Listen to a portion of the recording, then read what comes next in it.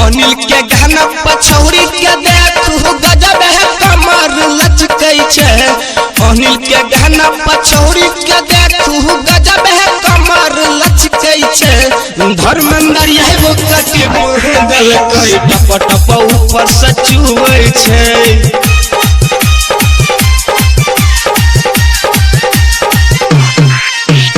अनिल के गाना पछौरी के देखू गजब है कमर लचकै छे।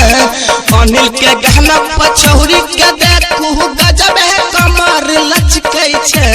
धर्मेंद्र यही वो कटी दल कई टप टप ऊपर से चुबै छे।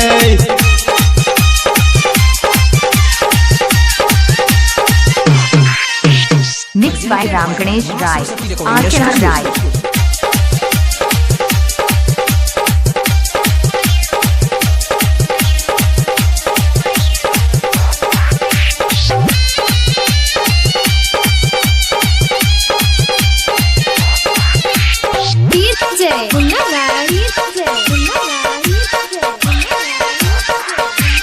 अंग अंग गरल चाहिए कर सरिया गाल चाहिए कर फूलल रे।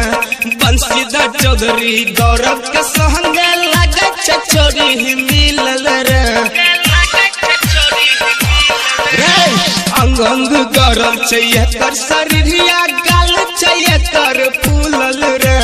बंसीधर चौधरी गौरव के संगे लगे चचोरी मिलल रे।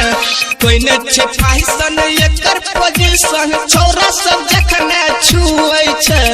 कोई ने छे फैशन एकर पोजीशन छोरा सब जखने छुए छे। धर्मेंद्र यही बुकटी दल कोई टप टप ऊपर से छुए छे। धर्मेंद्र यही बुकटी दल कोई टप टप ऊपर से छुए छे।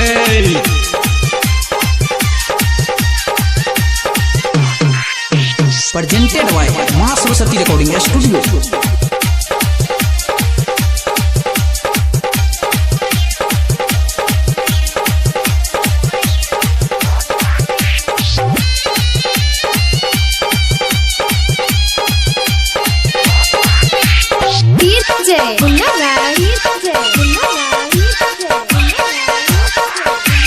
बजे छे डीजे झूमे छे चौरी भके है पूरा मगन रे। राइटर मदन कहे छे नाचे शंकर सिंघनिया के संग रे। बजे छे डीजे झूमे छे चौरी भके है पूरा मगन रे।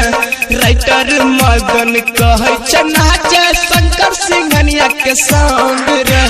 बीके बिहारी दिक्का के देखही एकरे पर महरै छे। राम बालक रहरिया के देखही एकरे पर महरै छे। धर्मेंद्र यही बुकटी दल कोई टप टप ऊपर से चुबै छे। धर्मेंद्र यही बुकटी दल कोई टप टप ऊपर से चुबै छे। भीज गेले रे।